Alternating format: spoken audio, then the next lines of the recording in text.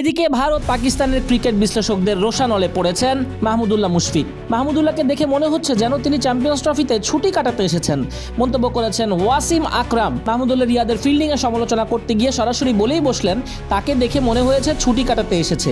Bat হাতে ভরসার জায়গা মাহমুদুল্লাহ নিউজিল্যান্ড ম্যাচে 14 বলে করেছিলেন মোটে 4 রান। ব্রেসওয়েলকে উড়িয়ে খেলতে গিয়ে ধরা পড়েন উইলো রোরকির হাতে। চ্যাম্পিয়ন্স ট্রফি নিয়ে পাকিস্তানের গণমাধ্যমে আলাপকালে বাংলাদেশকে দুর্ভাগা বলতে আপত্তি জানিয়েছেন ওয়াসিম আকরাম। গত সোমবারের ম্যাচে মাহমুদুল্লাহ রিয়াদের ফিল্ডিং নিয়ে সাবেক পাকিস্তানি অধিনায়কের বক্তব্য, ওটা একেবারে হাতের ক্যাচ। মাহমুদুল্লাহকে দেখে মনে হয়েছে সে ছুটি কাটাতে এসেছে, এখন তার ব্যাটেও হচ্ছে না, বোলিংয়েও হচ্ছে না। মুশফিক ও মাহমুদুল্লাহকে লাল বলের অর্থাৎ টেস্ট বলের দিকেই মনোযোগী হওয়ার কথা জানিয়েছেন ওয়াসিম আকরাম। অথচ ওয়াসিম আকরাম হয়তো ভুলে গেছেন মাহমুদুল্লাহ টেস্ট থেকে রিটায়ার করেছেন, শুধু টেস্ট খেলেন মুশফিক। সাদা বলের ক্রিকেটে ওয়াসিমের পছন্দ বাংলাদেশের তরুণ ক্রিকেটারদের। তিনি বলেন, এটা বাংলাদেশ ক্রিকেটে শেখার সুযোগ। তারা মাহমুদুল্লাহ মুশফিকের মতো খেলোয়াড় এনেছে যাদের বয়স 39 আর 37 বছর। আর এসব অভিজ্ঞদের যদি খেলার আগ্রহী থাকে, ক্রিকেট ছাড়তে যদি নাই মন চায়, তবে লাল বলে ওদের খেলাও। সাদা বলের ক্রিকেট ভয় ডরহীন থাকার খেলা। বাংলাদেশকে এটা নিয়ে ভাবা উচিত। আগামী বছরের টি-20 বিশ্বকাপের জন্য একটা দল তৈরি করা উচিত।